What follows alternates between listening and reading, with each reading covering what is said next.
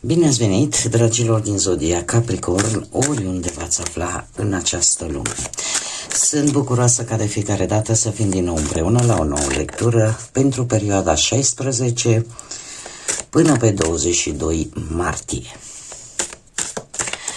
Așa că, dragilor, toți cei care aveți nu doar soarele, ci și luna, Venus sau poate ascendentul în Zodia Capricorn, această lectură este de asemenea și pentru voi. Desigur, vă aduc aminte că este totuși o lectură general colectivă, așa că vă rog să luați decât ceea ce va rezona cu voi. Înainte de a începe această lectură, vreau să mulțumesc din suflet tuturor celor care sunteți deja aici, care mă susțineți prin fiecare comentariu, prin fiecare gest de apreciere și prin fiecare gând bun care vine din partea voastră, așa că mii de mulțumiri tuturor. Pentru cei care sunteți pentru prima dată aici pe canal, vă urez bun venit și dacă la finalul acestei lecturi simțiți că rezonați sau că mesajele vă aduc claritate, ghidare sau liniște interioară, vă invit cu mare drag să vă abonați și desigur să susțineți acest canal printr-un simplu like. Atât abonarea cât și like-ul sunt gratuite, unicul lucru necesar este decât dorința fiecăruia dintre voi. Și haideți să vedem, dragilor, ce ne spune oracolul Lenormand, ce este important de știut pentru dragii mei din Capricorn în săptămâna 22 martie. Și avem sicriul și cartea. Haideți să vedem. Vorbim de ceva ce se termină. Vorbim de ceva ce se termină și faptul că avem și cartea, lucruri nespuse, lucruri ascunse, secrete, informații care parcă mor odată cu acest sfârșit.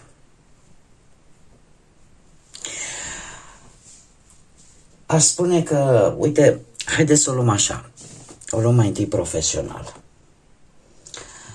E posibil ca unii dintre voi să ducă, cum să spun eu, ori să fie avut parte de o concediere, ori pur și simplu să nu găsiți ceva de muncă. Dar totuși, să știți că chiar dacă pe planul muncii ceva s-a încheiat, că e un contract, că e o înțelegere care s-a finalizat, s-a dus timpul, ca să spunem așa, sau poate această concediere, sau poate o perioadă în care nu ați găsit de muncă. Acest final aduce cu sine un nou început. Este adevărat, e posibil să fie nevoie, poate pentru unii dintre voi, să învățați ceva în plus, pentru că există posibilitatea unui nou job, dar unde trebuie poate un curs, o pregătire în prealabil, dar șansa unui nou job există. Dacă vorbim de bănuți, cumva cum vin așa se duc. Parcă nu reușesc. Nu reușiți cât de mult v-ați chinuit să-i țineți în frâu, ca să spun așa. În această săptămână există posibilitatea să găsiți resurse, dar nu de orice tip. Resurse care să vă aducă și câștiguri. Resurse care să genereze câștiguri. Vin poate în urma unor informații pe care le primiți. E ca și cum ai zice, am posibilitatea să, dintr-o anumită sumă de bani sau dacă vând ceva și am o anumită sumă de bani, să o mulțesc pe baza unor informații importante pe care nu le-ați știut până acum. Dacă vorbim, nu știu, de partea asta sentimentală, pentru cei care sunteți într-o relație, e posibil să traversați momente destul de dificile.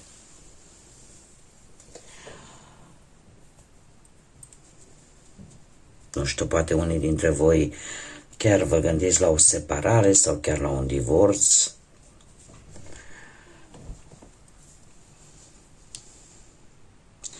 Și asta pentru că ori voi, ori perechea voastră nu a îndrăznit să spună ceva.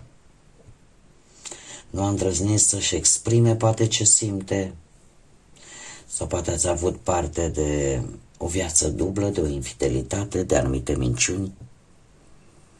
Și cam același lucru aș putea să-l spun și vis-a-vis de cei singuri. Ceva s-a terminat recent, o relație s-a terminat recent, la fel, în urma unor secrete, în urma unor infidelități. Și cam aceeași situație, aș spune. Haideți să vedem totuși ce ne spune și tarotul. Ce vine pentru dragii mei din Capricorn în săptămâna 16-22 martie?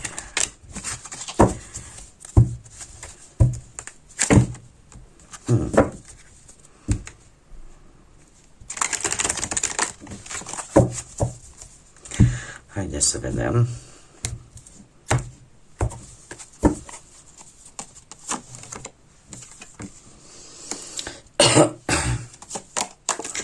Lucruri foarte rapide, da, se vede clar, se vede clar. Și aici, dacă aici avem sicriu, aici avem moartea, dar nu trebuie să vă speriați, nu vorbim de o moarte fizică, vorbim de un final. Deși tarotul mai mult sau mai puțin cam același lucru îl spun. Dragii mei, avem un cavaler de spade, avem o regină de spade și arcanul major, moartea. Zodiile predomină foarte mult cele de aer, Gemeni, Balanță sau Vărsător, care ori reprezintă ascendentul vostru, lună, Venus sau poate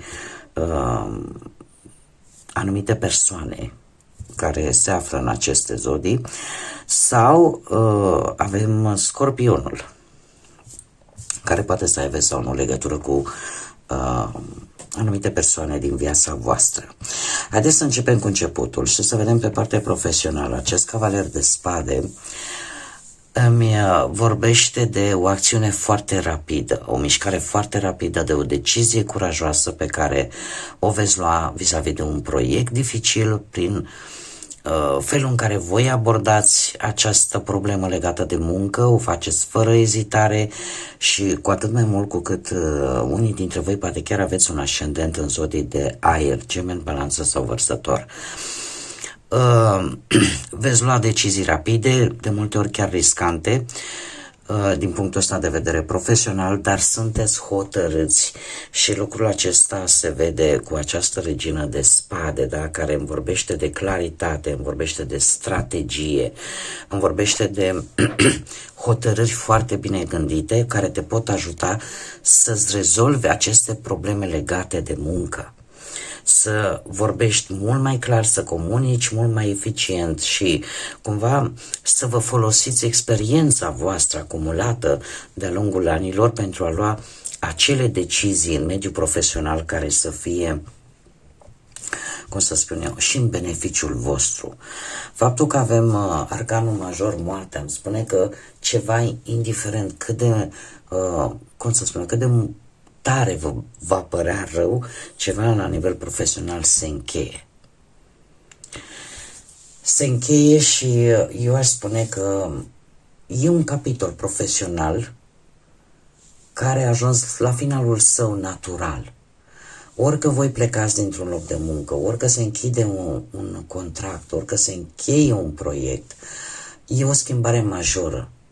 O schimbare foarte majoră în viața voastră profesională. Pentru unii dintre voi această schimbare aduce o schimbare de direcție. Nu știu, schimbați domeniul de lucru, începeți o activitate complet diferită și de multe ori este nevoie să renunțați la un mod vechi de a lucra pentru a putea merge înainte, pentru a putea evolua, folosind, nu știu, metode noi sau e posibil să ai și mai multe responsabilități. Există posibilitatea unui nou început profesional, dar poate cu mai multe responsabilități. Dar aici nu mai aveți ce face. din câte mi-arată mie cărțile. Dacă vorbim de bănuți, acest cavaler de spade îmi vorbește de anumite acțiuni financiare foarte rapide, de decizii total neprevăzute. E posibil să-ți vină tot felul de oferte financiare într-un mod foarte rapid, dar cumva aici trebuie totuși să le analizați. E adevărat că sunt tentante pentru că profitând de aceste oferte, voi puteți să vă rezolvați anumite probleme financiare într-un mod foarte urgent. Dar în același timp, dacă și vă decideți foarte pripit, fără să analizați foarte bine lucrurile, e posibil să ajungeți poate și la un risc prea mare care poate duce și la pierderi.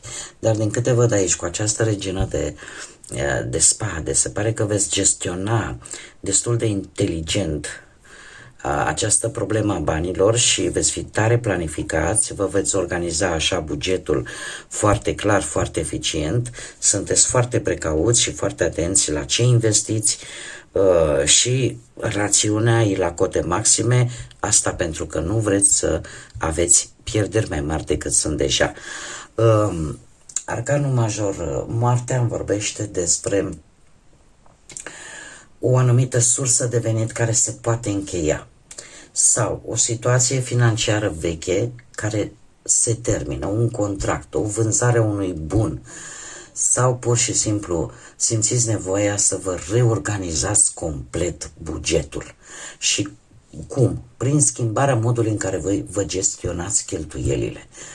Poate că unii dintre voi vă dați seama că e momentul să renunțați la anumite investiții sau la anumite cheltuieli care nu mai sunt utile pentru voi.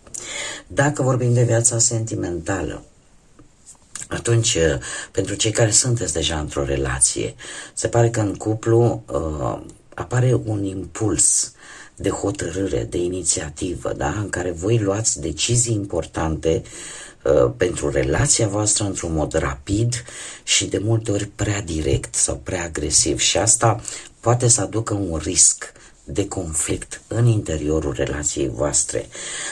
Regina de spade cumva, chiar dacă arată sinceritate, claritate, maturitate emoțională, faptul că voi comunicați foarte deschis și clar cu partenerul vostru, totuși această comunicare prea directă posibil să aducă și niște inconveniente în relația voastră, dat fiind că avem și arcanul major moarte aici, aș spune că relația voastră în această perioadă poate trece printr-o transformare majoră. De ce? Pentru că apare această schimbare importantă în modul în care voi vă raportați unul la celălalt. Și de multe ori, cum să spun eu, o relație se poate încheia și fiecare persoană să înceapă un nou capitol. Cumva, asta numai în situația în care ori voi, cei care aveți poate lună, Venus sau chiar ascendent, poate în zodii de aer, Gemeni, Balanță sau Vărsător, cu predilecție pentru voi, dialogurile astea foarte directe, ele e bine că sunt clare, e bine că sunt sincere, dar în momentul în care le spunem foarte direct și nimeni nu spune că trebuie zise pe ocolite, dar se pot spune într-un mod asertiv. Pentru că moartea de fapt nu arată numai final, poate arăta o schimbare importantă care să aibă loc în relația voastră. Nu trebuie neapărat să se termine, ci pur și simplu să-ți dai seama că comunicarea trebuie să fie una mai asertivă. Vă dau un exemplu scurt. Una e când spui partenerului, să zicem, da, dau un exemplu. De ce ai făcut cu tare lucru? Și o spun direct, o spun sincer, da, o spun direct, da. Dar este o mică mare diferență de exprimare, de tonalitate mai degrabă. Una e când spun de ce ai făcut asta și o spun agresiv, și alta e când te duci și îi spui, explică-mi și mie, uite, de ce s-a întâmplat acest lucru? Adică tonalitatea și modul de exprimare exprimă același lucru, dar într-o modalitate cu totul și cu totul diferită. Și atunci acest arcan major nu mai arată neapărat finalitatea relației, arată schimbarea majoră care apare în relație în momentul în care înțelegi că sunt anumite lucruri care trebuie abordate un pic diferit. Asta, desigur, cu condiția să existe iubire, să existe sentimente și să se vrea. Pentru cei care sunteți singurei, voi, dragii mei, voi puteți atrage relații prin energia voastră foarte curajoasă. Dar trebuie să știți că în această săptămână aveți tendința să fiți impulsivi și să vă implicați foarte rapid în relații. Chiar puteți să vă exprimați, cum am mai spus, direct, hotărât, exprimarea sentimentelor. Și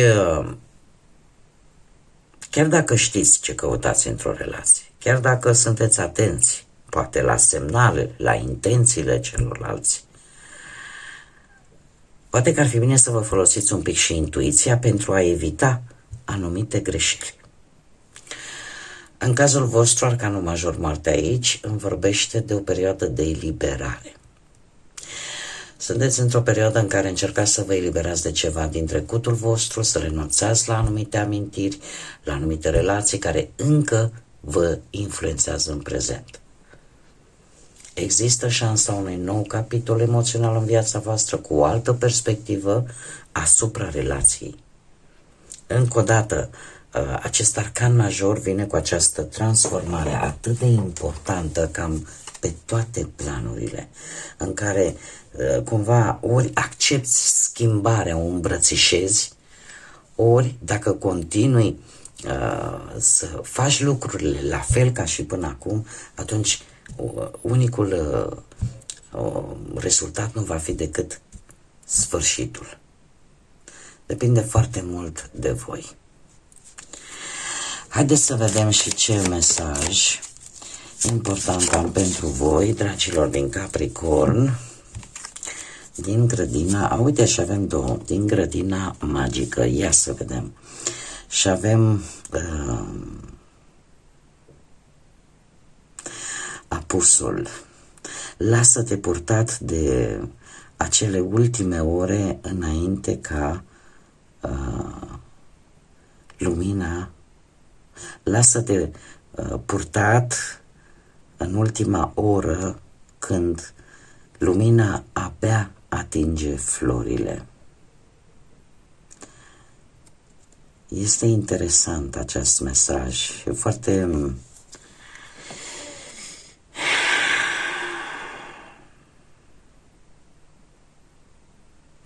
este de fapt un mesaj care e foarte pătrunzător, care îmi vorbește de acea idee în care chiar și atunci când știi că ceva se termină, că ceva intră într-un cont de umbră, totuși nu ultima amintire care să-ți rămână în memorie să nu fie faptul că se întunecă ceva, că se termină ceva, să-ți rămână acea imagine frumoasă, a ceva ce a fost bun, acele amintiri plăcute, acele lucruri pe care le-ai realizat.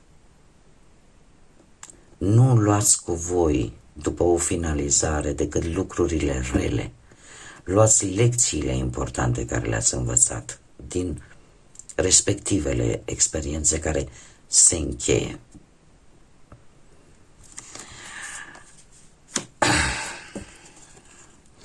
Și avem înflorirea, înmugurirea. Dacă o înflorire va atrage și mai mulți fluturași. Fluturașul este energia transformării, la fel ca și acest arcan major. Și cu cât tu te redescoperi, cu cât tu înflorești mai mult, cu atât vei atrage acele transformări necesare pentru viața fiecăruia dintre voi. Suntem un an transformator, dragii mei, suntem într-un an în care ne vom tot lovi de schimbări bruște, de schimbări care ne vor da viața peste cap, dar care la rândul lor vin cu transformări, cu lucruri importante. E un an în care cine nu îmbrățișează schimbarea, cine nu încearcă să-și transforme poate modul în care vede viața, modul în care gândește și cum abordează lucrurile, e o vorbă, se spune că avem un tranzit planetar, un Pluton în Vărsător, care va mai sta 2 ani și va mai sta până la 20 de ani acolo, care vine exact cu această frază. Dacă l-am întrebat pe Pluton, ne-ar spune decât atât: eu vreau transformare, eu vreau schimbare, dacă tu nu o vrei, eu oricum o voi face. Și cu asta cred că am demonstrat cam tot. Vom fi obligați să facem acele schimbări importante și necesare pentru fiecare dintre noi.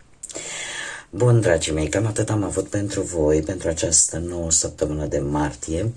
Vă mulțumesc că ați fost alături de mine și până la o nouă lectură, nu uitați, suflete frumoase, să gândiți înalt, să visați înalt, să zburați înalt și să lăsați iubirea, pacea și credința să vă însoțească la fiecare pas.